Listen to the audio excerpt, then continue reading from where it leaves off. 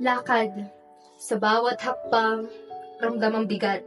Sa bawat yapak, tanong ng tadhana'y bumabakat. Bitbit ang mga gamit na kupas, pangarap na kay hirap abutin ng wagas. Habang ang iba'y nagtatawanan, may mga bagay silang hindi ko kailanman naranasan. Mamahaling gamit, bagot makintab. Ako'y may notebook. Lumat nangangaliskis ang bawat dahon at sulat. Pero sabi ko sa sarili, hindi dito nasusukat ang halaga ng pagkatao at pangarap.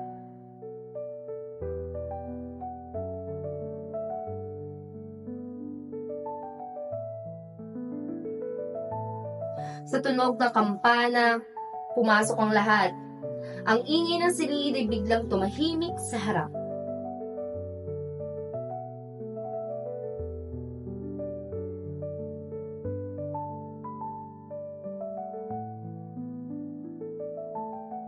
Ang guro'y nagturo, nagtatanong at naghahanap. At habang ang iba'y tahimik, ako'y lumalaban sa sagot na tumpak. Hindi nila nakita ang dala kong kahirapan, pero ramdam nila ang bigat ng aking karunungan. Hindi ito binili, hindi ito regalo. Ito'y bunga ng bawat gabing halos pagpatayan ang puso't utak ko.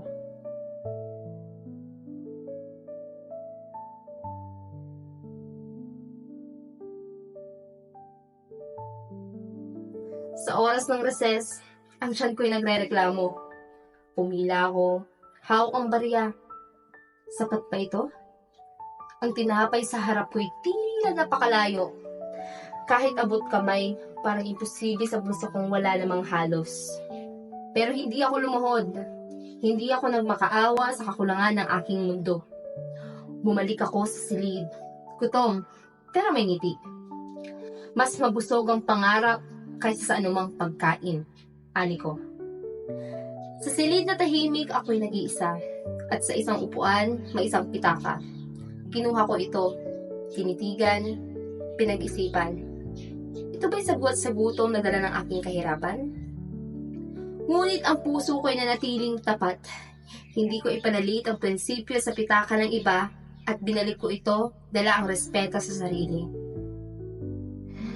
Hindi ko kailangan ng bagay na hindi akin. At sa puso ko, nanalo ako sa laban ng tadhana. Ngunit pagdating ng iba'y ako'y napagbintangan. Ikaw ang kumuha! Ikaw lang ang naroon! Sigaw nila nang walang habas. Ang kanilang mga mata, puno na ng husga. At sa mga tingin nila, ang kahirapan ko'y naging kasalanan na.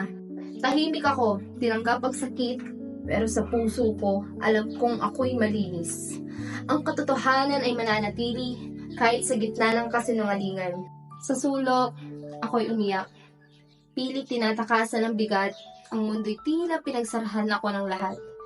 Ngunit may isang tinig, isang tapik at isang ngiti. Anak, hindi dito nagtatapos ang iyong biyahe. Ang kahirapan ay hindi sumpa.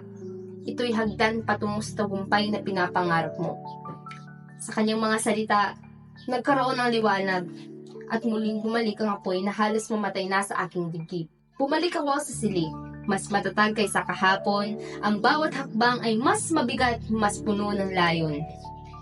Hindi na ako nagtanong kung bakit ganito ang buhay. Dahil alam ko, ang bawat hirap ay may dahilan kung bakit kailangan daanan. Ngayon, nakatayo ako sa entablado, hawak ang diploma, ang bunga ng lahat ng sakripisyo.